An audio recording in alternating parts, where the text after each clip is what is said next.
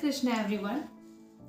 क्या आपको ये पता है शास्त्रों के अनुसार सिंदूर इतना महत्वपूर्ण क्यों है?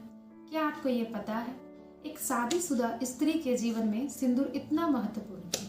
तो आइए आज इसी से जुड़ी कुछ बातें जो मैं आज आपसे शेयर करूंगी। इससे जुड़ी कुछ पौराणिक कथाएं हैं जो मैं आज आपसे शेयर करने जा रही हूँ। शास्त्रों में यह बताया गया है माता पार्वती सिंदूर लगाती थी भगवान भोलेनाथ की लंबी उम्र की कामना के लिए। सीता माँ सिंदूर लगाती थी श्री राम की लंबी उम्र की कामना के लिए। ऐसा कहा जाता है सिंदूर लगाने से नजर दोष खत्म होते हैं, इसलिए कहा गया है विवाहित स्त्री को सिंदूर लगाना बहुत ही महत्वपूर्ण है।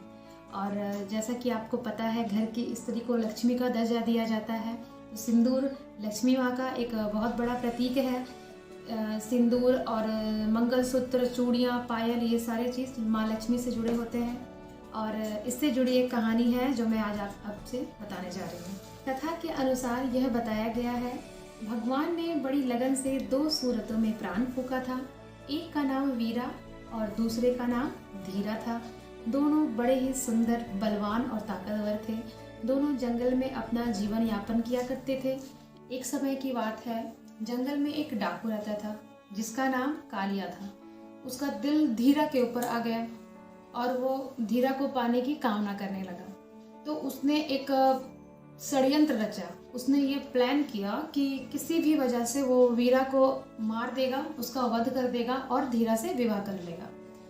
एक समय की बात है जब वीरा और धीरा विश्राम कर रहे थे, वीरा को बहुत जोर से प्यास लगा। तो वो धीरा से कहा तुम मेरा यहाँ इंतजार करो, मैं पानी पी कर आता हूँ। ऐसा बोलकर वो चला गया। जब वीरा पानी की तलाश में गया तब वहाँ कालिया आ गया और वीरा से युद्ध करने लगा, और जिससे वीरा हार गया और वो जमीन पर गिरकर मूर्छित हो गया। और कालिया वीरा से जीत चुका था, इसलिए चिहाड़ मारकर हंसने लगा। यह सुनकर धीरा भयभीत हुई। वो वीरा को ढूंढते हुए उसके पीछे निकल पड़ी।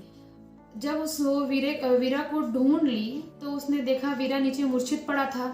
तो इससे धीरा को बड़ा क्रोध आया।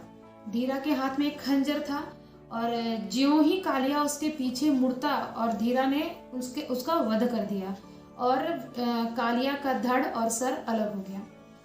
फिर धीरा वीरा को देखकर रोने लगी।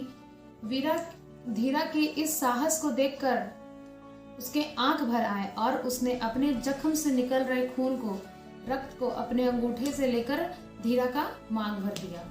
और तब से वो दोनों विवाहित हो गए।